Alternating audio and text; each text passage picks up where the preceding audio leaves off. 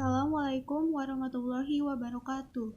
Nama saya Sarah Fadila Kansa dari kelas 11 MIPA 1 SMA Negeri 97 Jakarta.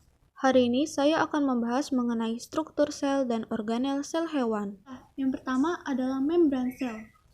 Membran sel adalah pembungkus sel pada bagian luar yang tersusun dari protein atau lipoprotein, kolesterol, dan lemak atau lipid.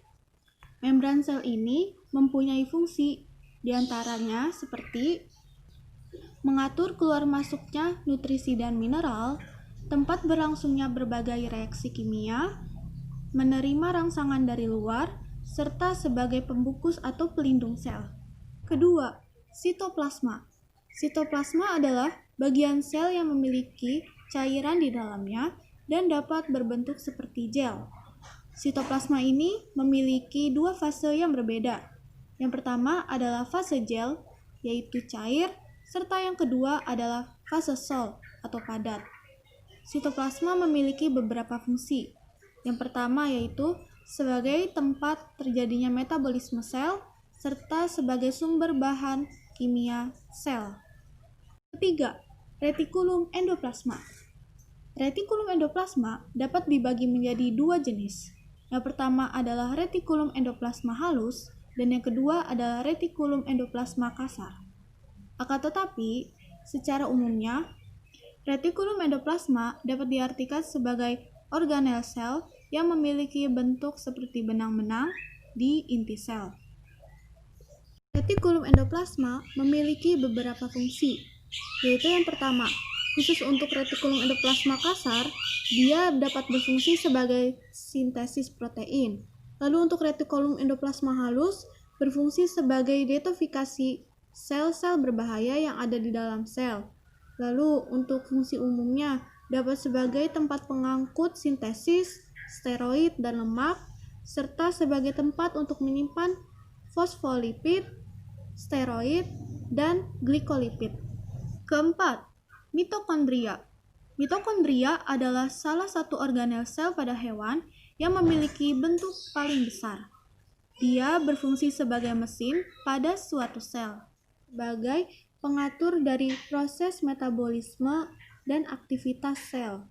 Kelima, lisosom. Lisosom adalah organel berupa kantong terikat di dalam membran yang berisi kandungan enzim hidrolitik. Lisosom ini memiliki beberapa fungsi, yaitu sebagai mengontrol pencernaan intraseluler, sebagai mencerna materi dengan menggunakan fagositosis, serta berfungsi sebagai penghancuran organel sel yang telah rusak. Keenam, ribosom. Ribosom adalah organel sel yang memiliki tekstur padat dan kecil dengan ukuran diameter 20 nm.